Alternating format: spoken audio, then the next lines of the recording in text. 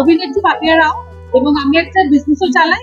আমাদের একটা export business আছে। এখানে আমি মি অ্যান্ড মি এবং সুকন্যা প্রোডাকশন হাউসের যে প্রোগ্রাম চলছে তার সঙ্গে খুব একান্তভাবে জড়িত। সেই প্রোগ্রামে আমি এসেছি এবং আমি খুব খুশি এই প্রোগ্রামে এসে। খুব সুন্দর একটি প্রোগ্রাম, যেখানে দারুণ একটা ক্যালেন্ডার লঞ্চ হয়েছে এবং এরা লন্ডনে যে একটা ডেয়ার টু ড্রিম বলে অনুষ্ঠান হতে চলেছে তার খুব সুন্দর একটা অ্যাডভার্টাইজ করা হচ্ছে এবং ভালো ভিডিও দেখানো হচ্ছে, যেটাতে আমি খুব খুশি। আমার বন্ধুরা খুব ভালো কাজ করছে। আমিও ইন্ডাস্ট্রির এখন অনেক রকম কাজ করে আমার নেক্সট একটা ফিল্ম আমি করেছি, যেটা আমার ফেস্টিভ্যাল কানে যাচ্ছে এই মাসে। সেই জন্য সেটা নিয়ে আমার খুব এক্সাইটমেন্ট হচ্ছে। সব মিলিয়ে আমি খুব খুশি। আর আপনাদের প্রত্যেককে অনেক অনেক শুভেচ্ছা জানাই যে এই অনুষ্ঠানগুলো যেন খুব সুন্দরভাবে হয় এবং আপনারাও যেন খুব সুন্দরভাবে কাজগুলো ভালোভাবে করেন। Thank you so much. আমি একজন বিজনেস এন্টারপ্রেনার, আমার নাম সুবীরা ব্যানার্জি।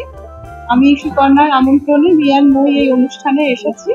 আমি বর্তমানে একটা রিসেন্টলি বিউটি পেজেন্ট অর্গানাইজ করেছিলাম, ফেস অফ ওয়েস্ট বেঙ্গল, যেটাতে অল ওভার ওয়েস্ট বেঙ্গলের সমস্ত পার্টিসিপেন্টরা পার্টিসিপেট করেছিল মিস অ্যান্ড মিসেস ক্যাটাগরিতে। সেটা খুবই সাকসেসফুলি আমি রান করতে পারি এবং সেখানে আজকে তাই জন্যই কিন্তু সুকন্যার আমন্ত্রণে আজকে আমি এখানে এসেছি। ওদের লন্ডনে যে এত বড় একটা প্রোডাকশন হাউস রয়েছে ডিয়ার টু ড্রিম, তাদের জন্য আমার অনেক শুভেচ্ছা। এখানে আমাকে এত সম্মান এবং এত সবকিছু এত ভালো লেগেছে কি বলি, আরো এগিয়ে চলুক এই কামনা করি।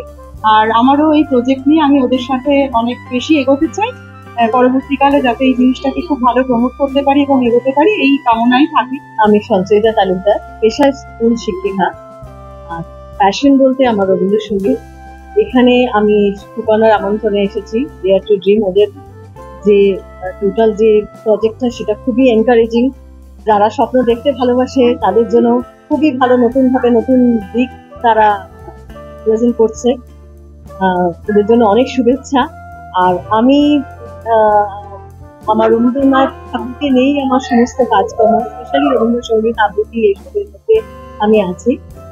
আমার নিজের একটি ইউটিউব চ্যানেল আছে এবং আমি মুম্বাই থেকে দিল্লি বিভিন্ন জায়গায় আমি আমন্ত্রিত হয়েছি এবং অনুষ্ঠান করেছি। আমি চাই এভাবেই বাংলা সংস্কৃতি শুধুমাত্র বাংলার মধ্যে আবদ্ধ না থেকে সবার মধ্যে, পুরো দেশের মধ্যে ছড়িয়ে পড়ুক, সেটাই আমার